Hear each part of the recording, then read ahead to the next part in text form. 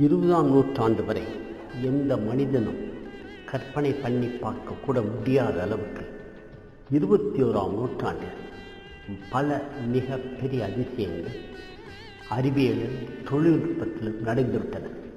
அவையில் பலவற்றில் மிக முக்கியமானவற்றை மட்டும் சொல்ல விரும்புகிறேன். முதலில் விலங்குகளிடம் இருந்து வேலை வாங்கப்பட்டு பழக்கப்பட்ட மனிதன், இயந்திரங்களிடமிருந்து வேலை வாங்கி பழக்கப்பட்ட மனிதன் இப்பொழுது இயந்திரங்களோடு பேசவும், இயந்திரங்களை சிந்திக்கவும், சிந்தனை செய்து இயந்திரங்கள் வேலை செய்யவும் பயிற்சி கொடுக்கும் அளவுக்கு தொழில்நுட்பமும் விஞ்ஞானமும் முன்னேறிவிட்டது. அதனால்தான் கார் ஓட்டிகள் இல்லாமலே கார்கள் அமெரிக்காவில் ஓடத் துவங்கிவிட்டன. இது ஒரு பக்கம். இரண்டாவது, பாம்பிலே ஒரு காலத்தில் திருமணமானவர்கள் தேன்நிலவுக்கு போவார்கள் என்று விளையாட்டாக சொல்வார்கள். இப்பொழுது நிஜமாகவே அவர்களுடைய ஹனிமூனுக்கு 3க்கே போய் வருவதற்குரிய வாய்ப்பு நெருங்கிவிட்டது. மார்க்கு போகாமலே அங்கே மண்ணை வாரிக்கொண்டு வந்து இங்கே அதை பற்றி ஆராய்ச்சி பண்ணும் அளவிற்கு வான்வெளி ஆராய்ச்சியும் முன்னேறிவிட்டது. இவையெல்லாம் ஒரு பக்கம் இருக்க, அண்மை காலத்தில் வந்த இன்டர்நெட்டும் மற்ற சோஷியல் மீடியாக்களும் உலகை ஒரு பின்னலில் ஒரே வலையில் ஒன்றாக நெருக்கி வைத்துவிட்டன. ஒருவர் சிந்தனை, ஒருவருடைய கற்பனை, ஒருவருடைய கதை உடனே உலகம் அளவும் போய் சேர்கின்றன. அவர்களிடமிருந்து அதற்கான பதில்களும் உடனுக்குடனே கிடைக்கும் அளவுக்கு நம்முடைய தொலைத்தொடர்பு எளிதாகிவிட்டது. இவைகளெல்லாம் இருந்த காலகட்டத்தில் இன்னொரு அதிசயம் நடந்தது. என்னவென்றால் 2019 வாக்கில் கரோனா என்ற ஒரு நோய் வந்து தொற்று நோய். அது COVID-19 என்று பெயர். அது கரோனா என்ற வைரஸினால் வந்த நோய். அது சீனாவில் துவங்கி அர்ஜென்டினா வரைக்கும், அலாஸ்காவில் துவங்கி ஆஸ்திரேலியா வரைக்கும் பரவிய உலகளாவிய ஒரு நோயாக மாறியது. அப்பொழுதுதான் தெரிந்தது, மனிதர்கள் எல்லோரையும் எதிரியாக எத்தனையோ நோய்கள் இருக்கின்றன, எத்தனையோ பிரச்சனைகள் என்பது மட்டுமல்ல, ஒவ்வொரு மனிதனும் மற்ற மனிதனுடைய பிரச்சனைகளை, நோயை சிந்திக்க வைத்தது இந்த கரோனா. எனக்கு கரோனா வராமல் இருக்க வேண்டும் என்றால் என் எதிர் வீட்டுக்காரங்க, என்னுடைய ஃப்ளாட் பக்கத்தில் அத்தனை பேரும் முகமூடி அணிந்து வரும், வாய்மூடி அணிந்து வருதல் வேண்டும். இல்லாவிட்டால் அவர்களால் எனக்கு நோய் வந்துவிடும், என்னால் அவர்களுக்கு நோய் வந்துவிடும் என்ற அச்சத்தில் எல்லோரும் மனிதர்கள் அச்சத்தின் காரணமாக பிணைந்து வர துவங்கிவிட்டார்கள். இது ஒரு பக்கம் இருந்தாலும் இன்னொரு அதிசயம் என்னவென்றால், இந்த கரோனா நோய் உலகளாவிய பரவிய பொழுது அத்தனை கோயில்களும், அத்தனை பள்ளிகளும், அத்தனை மாஸ்குகளும், அத்தனை சர்ச்சுகளும் இழுத்து மூடப்பட்டன. அங்கேயெல்லாம் அவரவர்கள் கடவுளை வேண்டுதலை விடுத்து இந்த கரோனாவுக்கு தீர்வு காண விஞ்ஞானிகளால் தான் முடியும் என்று விஞ்ஞானிகளுடைய வாசலில் காத்து கிடந்தார்கள். அது மட்டுமல்ல, விஞ்ஞானிகளும் சொன்னார்கள், நாங்கள் மிக விரைவில் இந்த கரோனாவை எதிர்கொள்ளக்கூடிய வேக்சின் கண்டுபிடித்து விடுவோம். அப்படி கண்டுபிடித்து விட்டால் இந்த கரோனாவை தடுத்து நிறுத்திவிடலாம் என்று உறுதி சொன்னார்கள். அதன்படியே அவர்கள் நடத்தி காட்டவும் முடிந்தது. ஆகவேதான் உலகத்தில் பட்டி தொட்டியில் நரிக்குறவர்கள், நாடோடிகள், அத்தனை மனிதர்களும் இவரெல்லாம் விஞ்ஞானிகளை மிகவும் போற்றத் துவங்கிவிட்டார்கள். இவர்கள் மட்டுமல்ல, எவ்வளவோ பழுத்த ஆஸ்திகவாதிகள், பழுத்த மதவாதிகள், பழுத்த மத தலைவர்கள் அத்தனை பேரும் விஞ்ஞானத்தை நம்பியிருந்தார்களே ஒழிய அவர்களுடைய இறைவனை நம்பி இருக்கவில்லை. இது ஒரு மகாபெரிய அதிசயம். இவ்வளவெல்லாம் சாதனை நடந்து கொண்டிருக்கும் பொழுது இனியாவது இவ்வளவு விரிவாக விஞ்ஞானம் தொழில்நுட்பமும் வளர்ந்தால் மனித அன்பும் பாசமும் இனியாவது ஒன்றுபட வேண்டும்.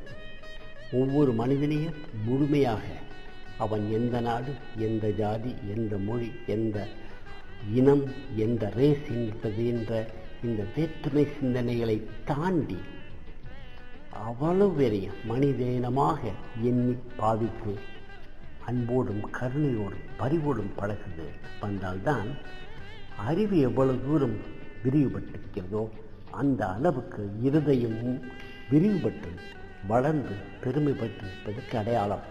அப்பொழுதுதான் நாம் பெற்ற அறிவுக்கும் அறிவியலுக்கும் தொழில்நுட்பத்திற்கும் தகுந்த மரியாதை. இல்லாவிட்டால் தலை மட்டும் நீங்கி வெடித்து போகிறது போல மனிதனுடைய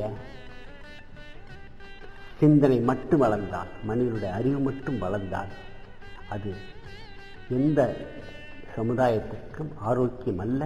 தலை மட்டும் நீங்கிய மனிதன் போல நலிந்து கெட்டு போய்விடுவான்.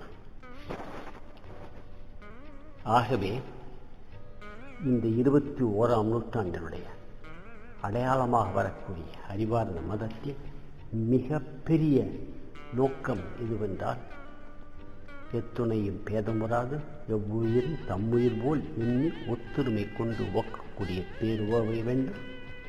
யாதும் ஊரே யாவரும் கேளு என்ற பெருந்தன்மை வேண்டும். The world is my country. All men and women are my brothers and sisters என்ற ஒரு உலகளாவிய பெருநோக்கு வந்து ஒவ்வொரு மனிதனும் உலக மனிதனாக வேண்டும். அப்படி வந்தால்தான் நாம் இத்தனை நாள் இந்த இயற்கையை வாழ்த்தி வணங்கியதற்கு, இயற்கை படைத்த படைப்பிற்கு நாம் உண்மையாகவே நன்றி செலுத்தியவர்களாக ஆவோம். இந்த அறிவார்ந்த மதத்தின் லட்சியமாக 3 கருத்துக்களை நான் வலியுறுத்தி சொல்ல விரும்புகின்றேன். ஒன்று, இந்த இயற்கையினுடைய பரிமாணத்தில் கிடைத்த ஒரு அற்புதமான உயிர்தான் இந்த மனித உயிர். இது எதற்காகவும் படைக்கப்படவில்லை, யாராலும் படைக்கப்படவில்லை. இயற்கையின் பரிமாணத்தின் மகிழ்ச்சி, உச்சக்கட்ட மகிழ்ச்சி. இந்த இயற்கை 1450 கோடி ஆண்டுகள் பழமையானது. சுமார் 1450 கோடி மைல்கள் அகலமானது என்று வைத்துக் கொள்ளலாம். இது அளவிடப்படவில்லை, அப்படி வைத்துக் கொள்ளலாம். அவ்வளவு பெரிய மாமணி மண்டபத்தில் எங்கோ ஒரு துளி நீங்கள் தான், நீங்களும் நானும் தான். நமக்கு கிடைத்த வாழ்நாள் அதிகபட்சம் 100. இந்த வாழ்நாளில் இந்த மாமணி மண்டபத்தை பார்த்து வியப்பது மட்டுமல்ல, நன்றியோடு, இந்த மாமணி மண்டபத்தினுடைய ஒரு கூறு என்ற நன்றியோடு நமக்கு மூதாதையராக இருந்த பெரிய மனிதர்கள், உங்கள் பெற்றோர், அவர்களுடைய உங்கள் பாட்டார், தாத்தான் எல்லாம் விட்டு எல்லா மனிதர்களும் உங்கள் சகோதரர்கள், சகோதரிகள். அது மட்டுமல்ல, எல்லா விலங்குகளும் உங்களுடைய மூதாதையர். அது மட்டுமல்ல, எல்லா தாவரங்களும் உங்களுடைய மூதாதையர்கள். இதை நினைவில் கொள்ளுதல் வேண்டும்.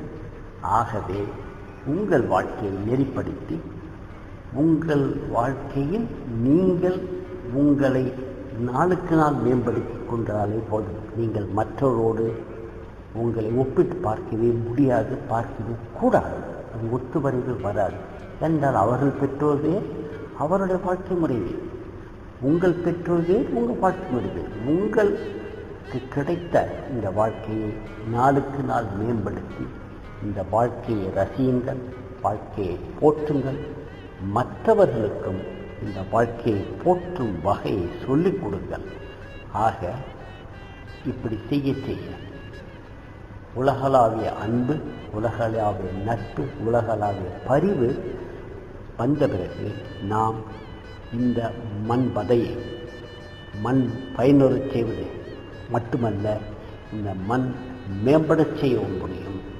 ஆகவே அவ்வாறு செய்து சாதாரண மனிதன், 6 அறிவு மனிதன், 7 அறிவு மனிதன், 8 அறிவுள்ள மனிதனாக, மனிதனாக இந்த சமுதாயத்தை நாம் உயர்த்த முடியும். இதை செய்வது நம் ஒவ்வொருவருடைய கடமை. இதுதான் அறிவார்ந்த மதத்தினுடைய மிகச்சிறந்த லட்சியம். இதை இவ்வளவு வலியுறுத்துவது சொல்வதற்கு காரணம் என்றால், இதை செய்வதற்கு வேறு யாரும் இல்லை. கவனியுங்கள், உங்களுடைய வாழ்க்கையை ஒரு நாடகம் என்று வைத்துக் கொண்டால், அந்த நாடகத்தின் நடிகர் நீங்கள் தான், இயக்குனரும் நீங்கள் தான், ரசிகரும் நீங்கள் தான். அதே போல இந்த மனித சமுதாயத்தில் நடிகர்கள் நீங்கள் தான், சூத்திரதாரிகள் டைரக்டர் நீங்களே தான், ரசிகர்கள் இந்த மண்பதை தான், இந்த மனித குலம்தான், வேறு எதுவும் இல்லை. ஆகவே நாம் முனைந்து செறிவோடு முயற்சியோடு இந்த மண்ணை பண்பட மாற்றுவோம். இந்த சொற்பொழிவை நிறைவு செய்யும் முன் ஒரு கருத்தை தெளிவாக வலியுறுத்த விட விரும்புகின்றேன். இந்த அறிவார்ந்த மதத்தின் கருத்துக்கள் பெரிதும் பழைய பாரம்பரிய மதங்களில் நம்பிக்கை இழந்த 16% மக்களுக்கு மிகவும் பொருத்தமாகவும் அவர்களுக்கு சிந்தனைக்கு ஏற்புடையதாகவும் இருக்கும். ஆனால் சுமார் 75% மக்கள் பல்வேறு வகையான சூழலில் பல்வேறு இடங்களில் இருக்கிறார்கள். அவர்களுக்கு வாழ்க்கைக்கு ஏற்ற மதம் வெவ்வேறாக இருக்கலாம். ஏனென்றால் ஒரு காட்டிற்கு போனால் ஒரு பெரிய மரம் இருக்கும், சின்ன மரம் இருக்கும், செடி கொடிகள் இருக்கும், அங்கே பல வகையான விலங்குகளும் இருக்கும். அதுதான் பயோடைவர்சிட்டி என்று சொல்கின்றோம். அதே போல இந்த மாபெரும் உலகில் ஐடியா டைவர்சிட்டியும் எக்கச்சக்கம். அவரவர் சிந்தனைக்கு எது சிறப்பாக படுகிறதோ, எது அவர்களுக்கு வாழ்க்கையில் நம்பிக்கையும் ஊக்கத்தையும் உற்சாகத்தையும் கொடுக்கிறதோ அதை அவர்கள் ஏற்று பின்பற்றிக் கொள்வதுதான் சிறப்பு. அதே சமயம் புதிதாக இந்த முன்னிலைப்படுத்தும் உங்கள் கருத்தை கேட்டு பாருங்கள், சிந்தித்து பாருங்கள். எந்த அளவு ஏற்றுக்கொள்ள முடியுதோ அந்த அளவு ஏற்றுக்கொள்ளுங்கள். ஒரு விருந்துக்கு போனால் பெரிய விருந்தில் பல வகையான உணவுகள் இருக்கும். உங்களுக்கு பிடித்த உணவை நீங்கள் நிறைய எடுத்துக்கொள்வீர்கள். புதிதாக வரக்கூடிய ஒரு உணவை, ஒரு இனிப்பை, இதை பார்த்ததிலே உங்களுக்கு எச்சி ஊறும். அதை எடுத்து கொஞ்சம் கடித்து பாருங்கள், சுவைத்து பாருங்கள். இன்னொன்றையும் எடுத்து சுவைத்து பாருங்கள். அது கொஞ்சமாவது எடுத்து நீங்கள் உண்டு பார்த்தால் அது மிகச் சிறப்பானதாக இருக்கலாம். அப்படி நீங்கள் சிலவற்றை ஊறுகாய் தொட்டுக்கொள்வது போலவா தொட்டுக்கொள்ளலாம். அந்த அளவுக்கு இந்த அறிவார்ந்த மதத்தின் கருத்துக்கள் உங்களுடைய பழைய சிந்தனைக்கு, உங்களுக்கு இயல்பான சிந்தனைக்கு ஊக்கமும் உரமும் மலர்ச்சியும் தரும் என்று நம்புகின்றேன். அனைவருக்கும் என்னுடைய வணக்கம், வாழ்த்துக்கள்.